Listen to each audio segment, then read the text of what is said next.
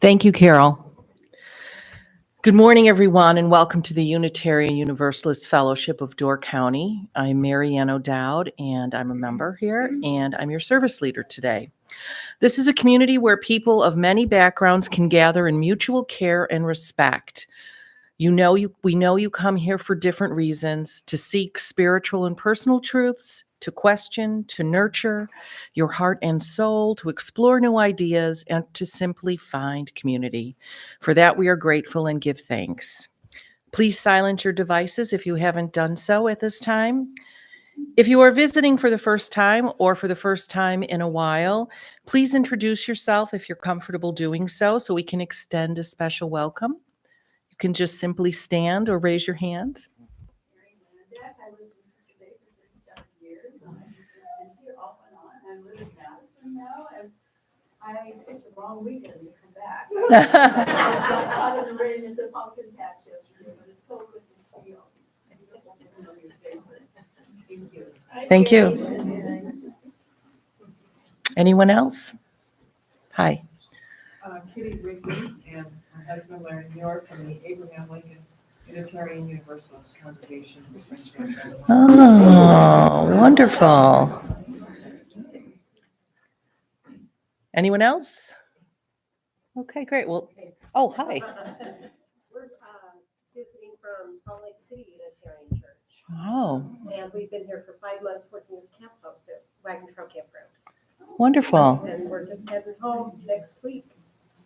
So Welcome. yeah. Everyone is invited to join us for coffee and conversation in the gathering room following today's service. There will not be a talkback session today, which is usually our custom, because there's a workshop this afternoon with our speaker, Brian Mason, the Reverend Brian Mason. Reverend Brian Mason has served as a minister at First Unitarian Universalist Church of Wausau since 2017, and he's been with us a few times in the past. You can read more about him in your order of service. And we were just talking, he and his family like to come up here whenever he's speaking at our fellowship because they enjoy the area, and Brian enjoys duck hunting up on Washington Island. And it's duck hunting season now, as I heard this morning when I was out with my dog. Please take note of the announcements in the back of your order of service. And if you have any brief announcements that relate to this fellowship or its members and friends, now's the time to let us know and the microphone will find you. On the Lunch and Learn, it says lunch will be served at noon. However, it's hot and ready to go after service. So if you are staying for the Lunch and Learn, no need to delay.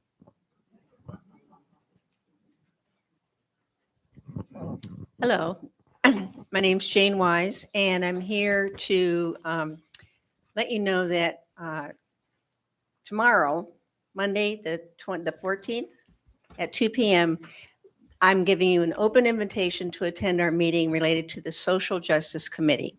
That committee hasn't been active for a couple of years, actually since COVID, but we're ready to try and rejuvenate it. So it's not a commitment if you attend. It's not a commitment to join the committee. So don't be afraid to come and think, oh, now they're going to call me.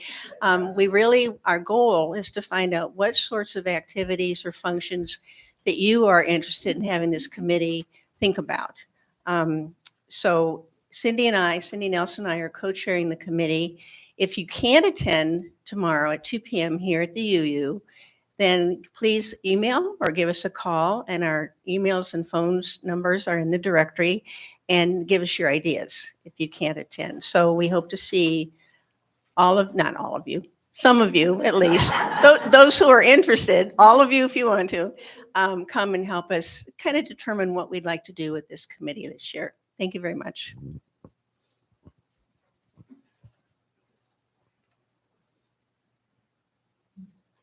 Thank you so much. I would like to amplify the possibility of 2 more concerts tomorrow through Collins and Friends concerts. So if you're not attending the 2 o'clock meeting with Jane, and that's okay, everybody here attend that 2 o'clock meeting. Okay. Otherwise, there's a 2 o'clock concert at Shepherd of the Bay. It is called Honor Beats, Music and Poetry from Indigenous Wisconsin. And as I said, the first concert is 2 o'clock at Shepherd of the Bay. Internationally acclaimed Menominee musician Wade Fernandez and White Earth Nation poet Kimberly Blazer joined together for this remarkable event. Now, yes, I said 2 o'clock, but 7 o'clock tomorrow evening. The concert is here, so please attend. The 2 o'clock concert is free. The 7 o'clock concert is $30 because there will be wine, light refreshment, and an opportunity to meet the artists. So thank you. Enjoy. Hi, I'm Jamie Hanready, a member of the congregation and of the Caring Committee, and I've been asked to remind you of our octogenarian party on, the 24th, I think. Yeah, the 24th at 11:30. And if we would, there are 8 honorees, but we would love everybody to come and celebrate them and sign up for the lunch. Please, Trish Black's email is on the back of the order of service. You can email her your RSVP or tell Sarah. And the other announcement I have is I will be womaning the table out in the lobby during right after the service for you to come and please revitalize your emergency contact form. If you've already done one, please check it over and update it. And if you don't have one on file, please fill out a new one. See you then.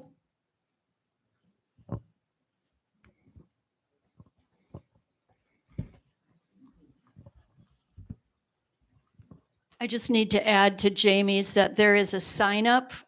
This will be on Sarah's credenza there.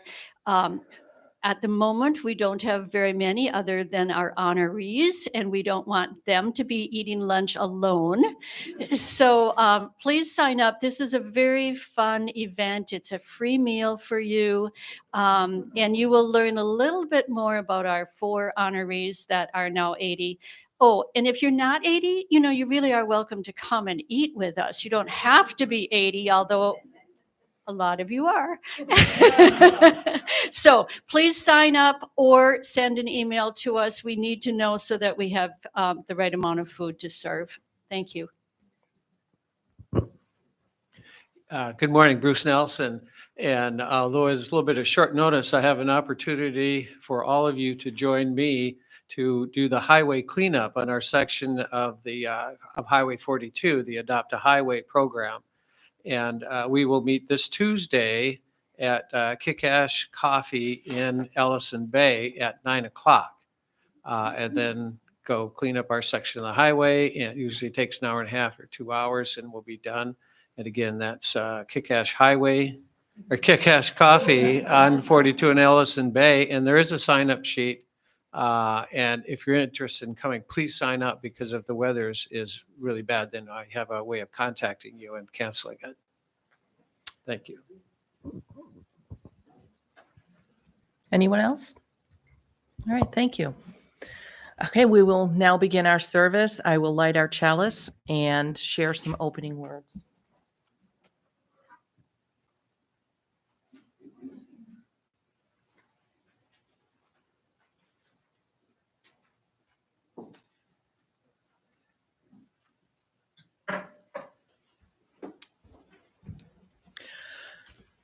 For this 1 hour, by Paul Stephen Dodenhoff.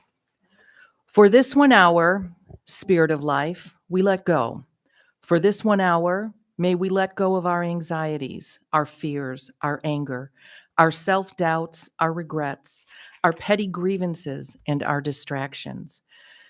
If only for this 1 hour, let the flame of this chalice burn them from our hearts and minds and light our way to peace and serenity for this one holy hour. Please join in singing hymn 131, Love Will Guide Us, followed by our unison affirmation and doxology.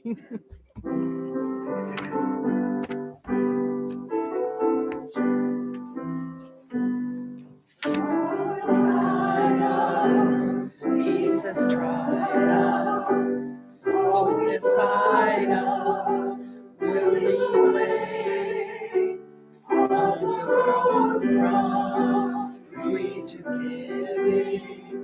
Love will guide us through the hard night. If you cannot sing like angels, if you cannot speak with thousands, you can hear from deep within you. You can change the world with your love. Love will guide us, peace has tried us, hope inside us will lead the way on the road from greed to giving. Love will guide us through the hard night.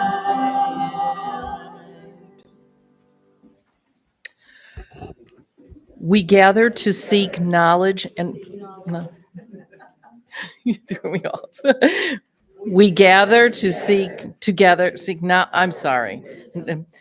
to explore freely the vast reaches of mind and spirit, to celebrate within a caring community those truths, ancient and modern, which give meaning and direction to our lives.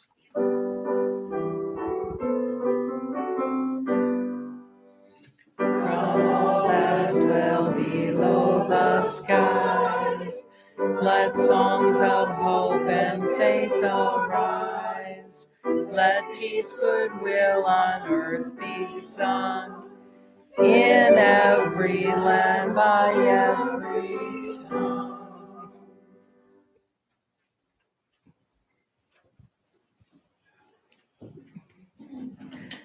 Now is the time in our service where you may briefly share a joy or concern. And if you haven't received permission from somebody to speak about what their concern might be or their joy, please refrain from doing so. This is recorded and saved on the internet.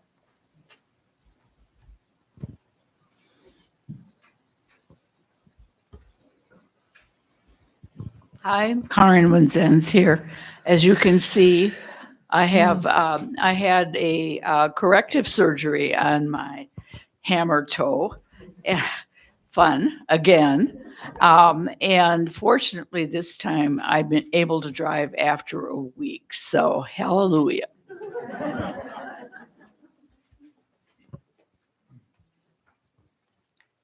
Hi, I'm Karen. I just wanted to share a joy. My eldest child, they have been on a long, long journey back to health and well-being, and they now are the happiest I've ever seen them, and I just want to share that. That's wonderful.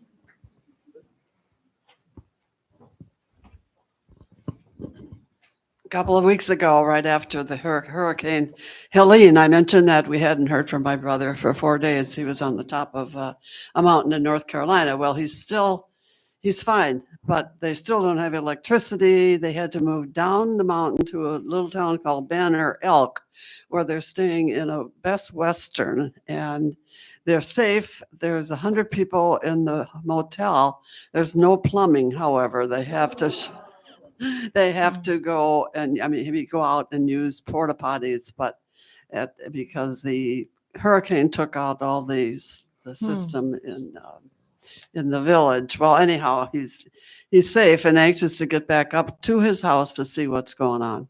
So. Down there.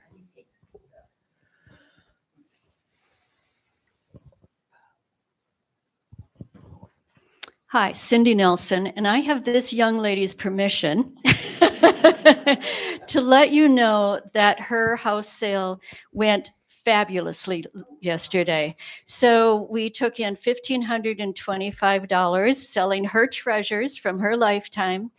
And all of that money is being donated to our Third Sunday collection, which will help our 3 Wow. community partners. Excellent. Great. Fabulous crew out there working hard to sell all these things. My treasures are gone. Anyone else? Thank you. We will now have this morning's offering. Your monetary gifts sustain our beloved community and enable us to further embody our values. Offerings can also be made online at uufdc.org.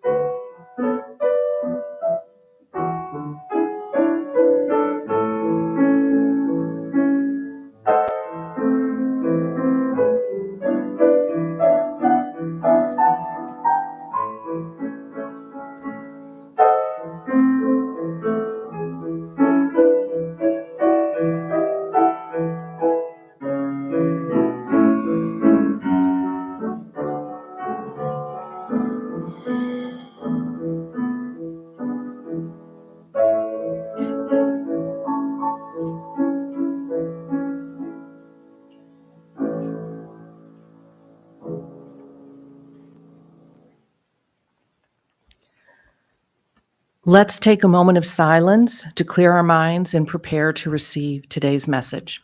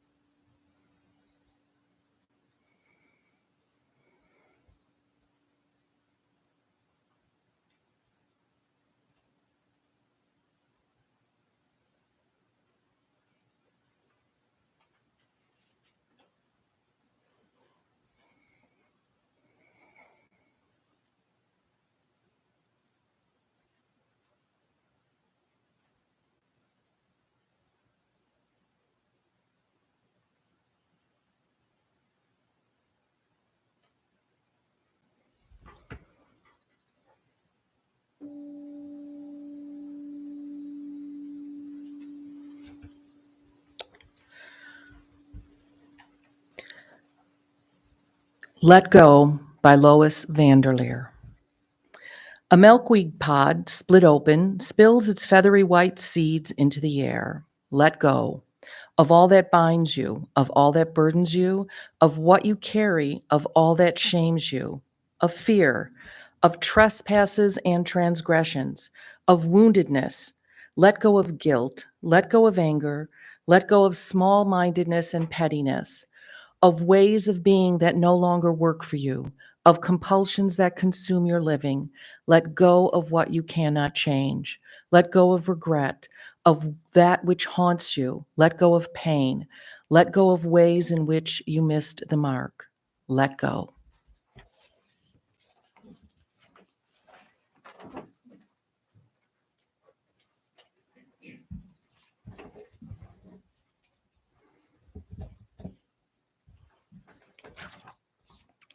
It's nice to be back here. It's been a couple of years. Nice to see, I think, maybe some familiar faces. Nice to have UUs from Salt Lake City. I think you have a new minister, right?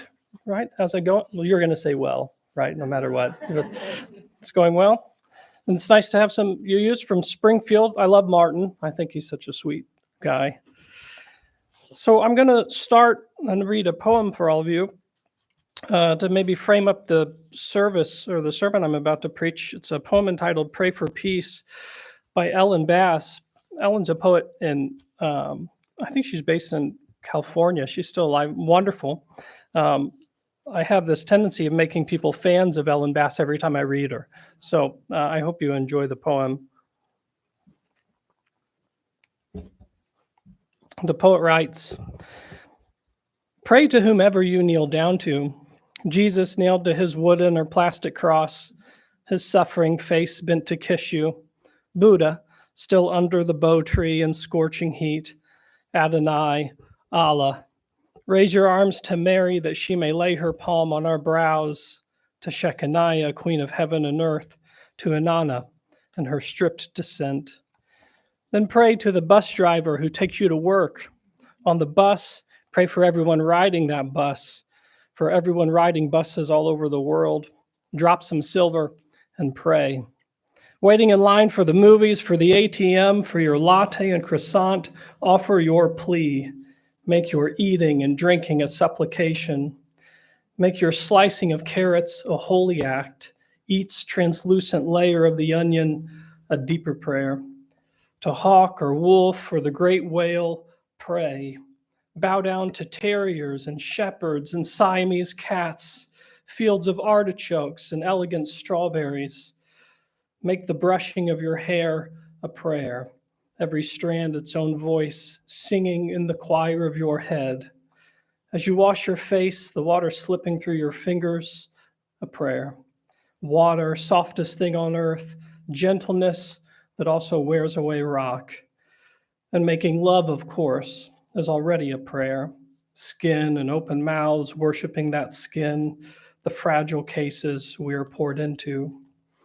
If you're hungry, pray.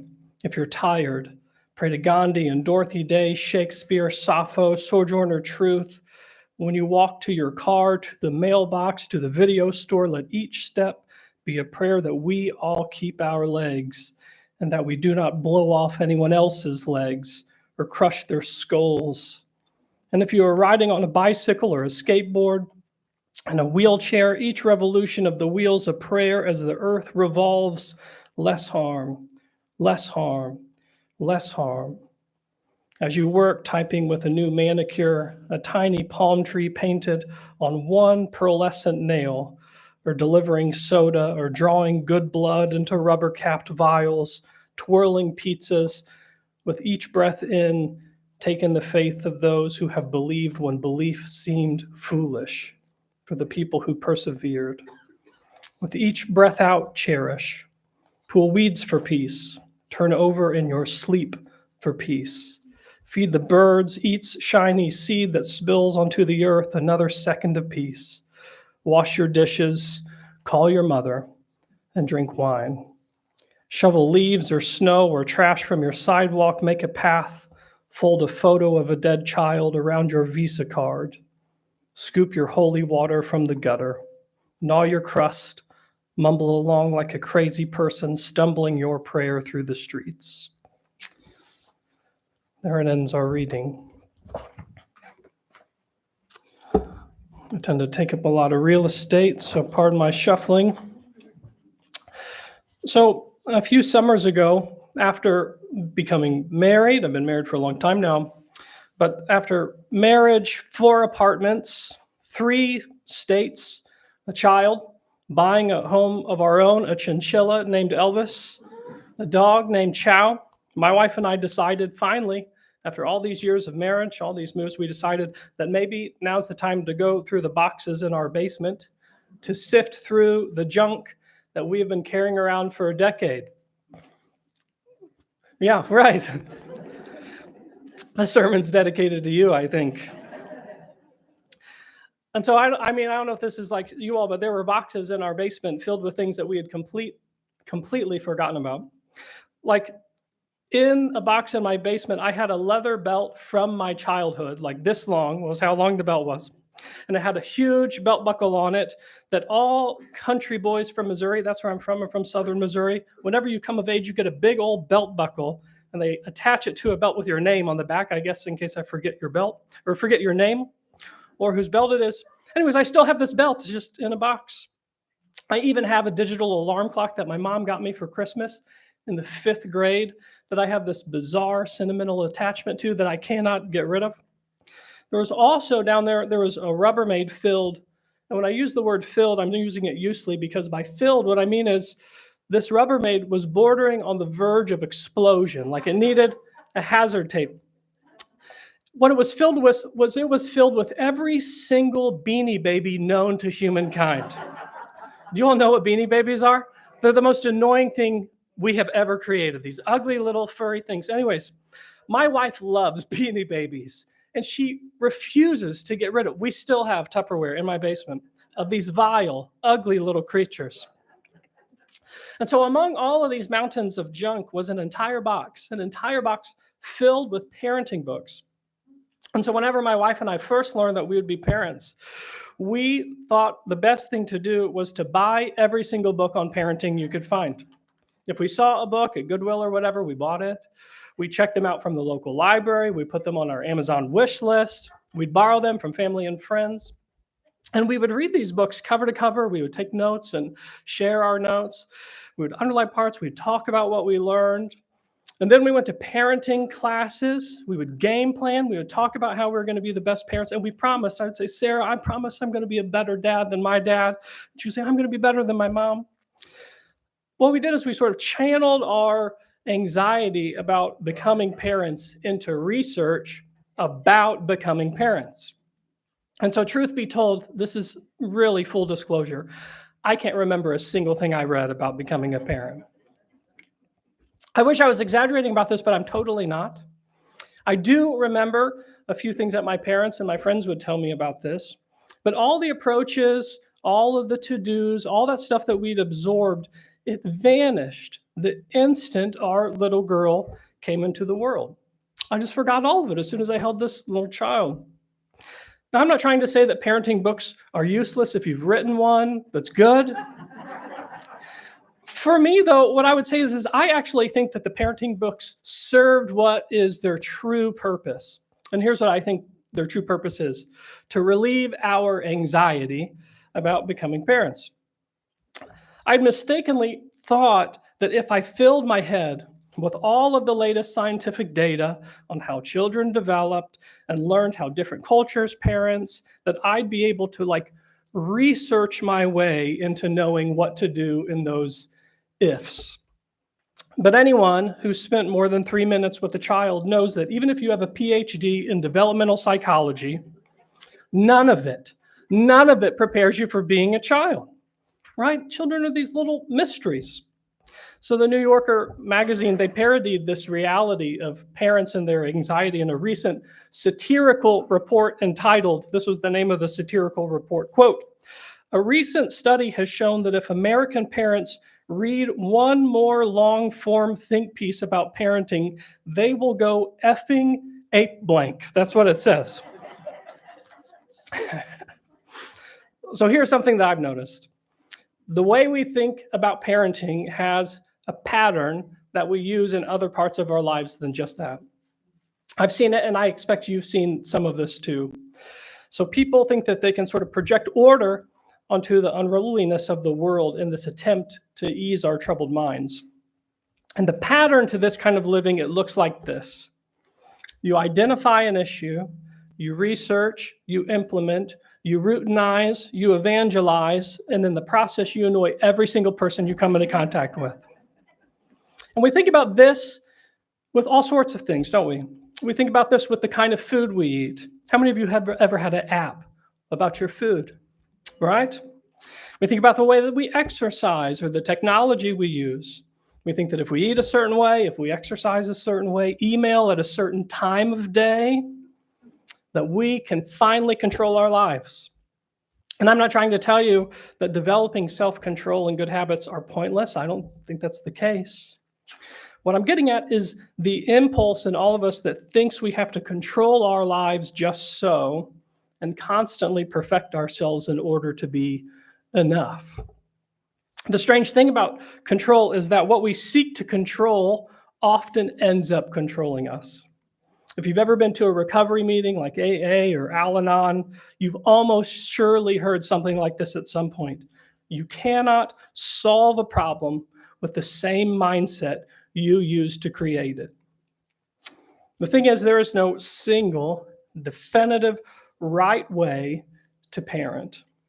The same thing can be said about how you use your phone. There's no right, perfect way to use it. Same thing about your computer. That's because life isn't a problem to be solved. Further, that longing for control and our endless desire to be thought well of, I think that this ends up turning into a glorified scorekeeping with ourselves or with other people. There's a word for this, and the word, in my mind, is becoming totally self-absorbed. And so on this topic of self-absorption, the great poet from St. Louis, T.S. Eliot, this is what he wrote about self-absorption. He says, half the harm done in the world is due to people who want to feel important. Now, they don't mean to do harm, but the harm just doesn't interest them, or they don't see it, or they justify it because they are absorbed in the endless struggle to think well of themselves. That's T.S. Eliot. So Eliot's warning is as true as it is timeless. Anxiety and fear and our attempts to control it with busyness, with plans, with fads, with better abs, it ends up narrowing the light of existence to this tiny little sliver of life we can occupy with our fragile, limited bodies. What Eliot knew is that far too often the search for the right technique to this or that aspect of life, what it always ends up doing is it makes more anxiety. And the anxiety we create to become the perfect parent, a perfect consumer, a perfect liberal, or a perfect conservative, the perfect UU minister who says the word God roughly 38.28% of the time, or to parent a perfect child, this anxiety ends up getting transmitted onto our kids, or our stepchildren, or our marriages, or our second marriages, or our friendships, or our churches and city halls. The perfect exercise plan and the anxiety to perform it, it turns life into a to-do list. The anxiety to eat perfectly turns the simple pleasures of food into something like doing taxes. Or maybe you like doing taxes, but most people don't. Everyone wants a meaningful life. That's what I think. I don't think anybody would raise their hand and say, I want my life to be meaningless. We all want our life to be meaningful. And Socrates, that great philosopher, he's right that the unexamined life is not worth living. But I think it's equally true that the over-examined life is really not worth living. Do you all remember the comic book Calvin and Hobbes? Do you remember that in the newspaper? So there's this great Calvin and Hobbes comic strip that shows the young boy Calvin. He's mischievous, if you haven't read the comic strips. And he's standing in front of his mom and dad who are relaxing in their easy chairs. And so Calvin, next panel, Calvin looks up at his mom and dad who are relaxing in their easy chairs, and he asks this, quote, "What assurances do I have that your parenting isn't screwing me up?" The rub, of course, is that there are no assurances. All of us learn to walk by falling down. All of us learn to love by failing. All of us learn what truly matters by having things taken away. So yesterday, if you're following along in your calendar, it marked the end of Yom Kippur in the Jewish calendar. And in that calendar, it's the season in which the faithful are invited to meditate on things like sin and repentance. Now, I know saying the word sin to you good liberal Protestants is sort of like saying a four-letter word from the pulpit. You all probably don't think of yourselves as sinful, though you all are, I promise. We like to think that people are basically good. But then we think about this, and what happens? We run into the hard, cold facts of jealousy and murder and human trafficking and hatred and greed and theft and all those other minor sins that live in our hearts, things like arrogance, our impatience. And too often sin is portrayed as something like religious rule breaking. But this definition invites a kind of thinking that we've been talking about, that we can teach ourselves enough, read the right books, say the right things, and doing so will earn us favor in the eyes of the people we want to like us, or perhaps even favor in the eyes of God. I'm mindful here of this old saying about Unitarian and Universalists. I'll pass it on to you now. Our ancestors actually thought a lot about sin. I'm going to talk about it in a workshop today if you want to know more about it. But this is an old saying about our ancestors. It goes like this. It says that the Universalists believe that God is too good to damn anyone, while the Unitarians believe that they are too good to be damned.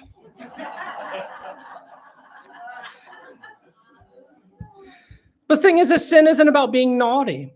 In Francis Spuffer's words, he's a great writer from England. He says that sin is better understood as this, quote, the human propensity to mess things up, end quote. He doesn't use the word mess, just so you know. So Spuffer's words are a reminder that humans are magical, we're mysterious, and we are amazing, but we also cause pain and suffering. But we hardly need religion to remind us of suffering. Yesterday's headlines did that. The announcements when we passed around this microphone, there was some suffering talked about. Today's headlines talked about suffering, and I guarantee you that tomorrow's headlines will talk about it too. And there are many responses to suffering. Some people like to hide their heads in the sand and pretend like it doesn't exist. Others like to hide behind their suffering by just being busy, running about. People hide behind it with any number of things. I was a hospital chaplain for years before I became a parish minister. And what I learned over the course of that time is there really is no right way to respond to pain. And so I would go into patients' rooms and I would sit with families and I'd sit with patients. And oftentimes people were in pain. And sometimes what people would do is they would just rage and they would scream. But there are other people who would just sort of quietly submit to its presence. I tend to think that both of these responses are valid. They're certainly both true. But there existed in the mix of these people a certain kind of person who could dig into some sacred well somewhere deep down in their soul, and somehow they had this ability to muster the power to continue trading in life. So what I mean by that, I'll give you an example. This one time I was called to visit with a woman who was in the throes of pain from having chemotherapy. And so she called a chaplain because she wanted someone to be with for a little bit. Hospitals are awfully, terribly lonely places. And she also wanted me to say a prayer with her, which I did, which I love doing. And then as soon as I go to leave the room, which has happened hundreds, maybe thousands of times before this, she says, oh, wait, chaplain, don't leave. Let me take your hand. Let me say one quick prayer for you before you go on with your day. I want you to think about this power dynamic. I'm standing upright in a tie, maybe even this tie. I've got a hospital badge on. I'm official. I'm paid to be there. And then you think about her. She's laying down in a borrowed bed, wearing a borrowed gown with no back on it. But all of this, all these power dynamics, all this pain, all my own ego and so on, it just disappeared whenever she laid some blessings on me. And I don't really know what to say other than to tell you that I've met people like this, who seem to trade in the substance of life. They turn passion into a transformation that affords the bail from the prison of our selfhood into the freedom of being. In seminary, I had this Old Testament professor who liked to say that learning isn't just about teaching. His idea was that learning is always about meeting. He believed that everything he taught only mattered once we move that learning into an encounter with another person. He would say that it's one thing to read that God is love, or that in Buddhism, love ranges from the sensual to the benevolent, but that no human can know an ounce of love until another person touches their heart. In other words, we gain our lives when others give some of theirs away. A child is born to you, and somehow you end up loving this tiny little creature so much that along the way, you get to become a father. You get to become a mother. Or a woman or a man, they stumble into your life, and somehow over coffee and pasta and arguments and ups and downs, you end up loving your way into being someone's husband or someone's wife. Or you stumble into a church like this one and you hear something, or you see someone, or you see something that pulls you out of whatever little shell you've constructed around your heart, that it finally gives you the strength and the courage to break out of it. So I watched this documentary a while back. I can't remember on what, probably on Netflix or something. And it said that the human walk, the way that our gait moves us forward, it said that the human walk is nothing more than one subtle fall after another. But I also read that 73.6% of facts and statistics are made up on the spot. But I don't really think it matters whether or not that's true. Because I think really what is ultimately true is that we're all just sort of stumbling along. But the gift of our faith, it reminds us that our ways are not the Holy's ways. Our ways aren't God's ways, which means love and belonging and justice and righteousness. They exist alongside the mess and the suffering. And out there in the world, there are people and there are churches and there are musicians that will call you out of it. And what we're called out by is wonder. What all those ancient monks and desert mothers and desert fathers, they called loving attentiveness. If you are willing to bear in peace the trial of not being pleased with yourself, the great Saint Therese, what she taught is that we will offer love a home in our hearts. That ability we have to release our expectations of what we think we'll see in order to receive what's actually there. To recognize that the holy is in everything. The holy is in a hospital room. It's in a refugee camp. It's in our political opposites. It's in hotels in the middle of nowhere in North Carolina. It's looking back at you in a mirror, even when you don't want to see yourself. We're so used to living fast, for scanning for quick fixes and shortcuts and life hacks and juice cleanses. What we have is the fact that we are finite and we are mortal. And so we get to number our days. We get to try to make each day full of meaning, full of worship, full of love. And so my prayer is that we learn to savor this world. And we savor it through the gift of our senses so that each day can be a search for beauty, for listening to the music of life, that we relish our meals, that we embrace our living. And so may all of us, when our attention wanders, when we feel that we're not enough, be nudged back to the banquet of life all around. Amen.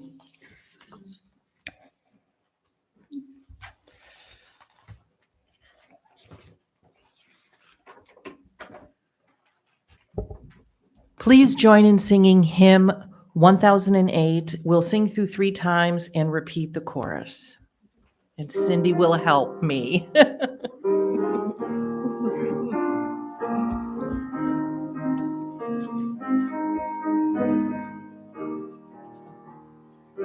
heart is in a holy place. When our heart is in a holy place, we We're blessed with love and amazing grace, and our heart is in a holy place. When the earth is running around us, we look every grave and wrong.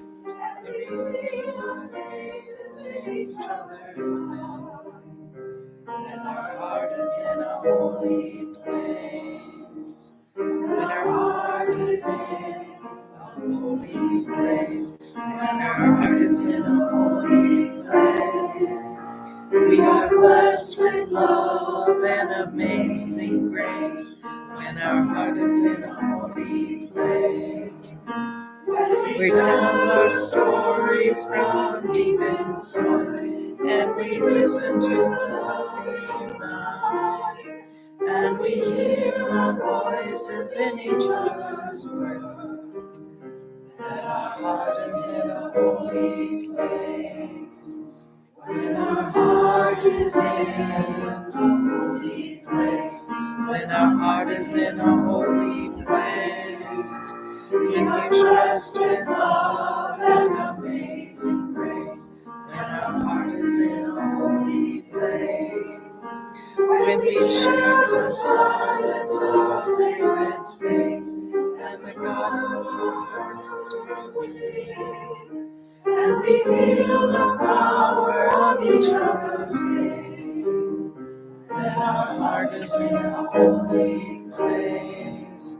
When our heart is in a holy place, when our heart is in a holy place, we are blessed with love and amazing grace. When our heart is in a holy place, when our heart is in a holy place.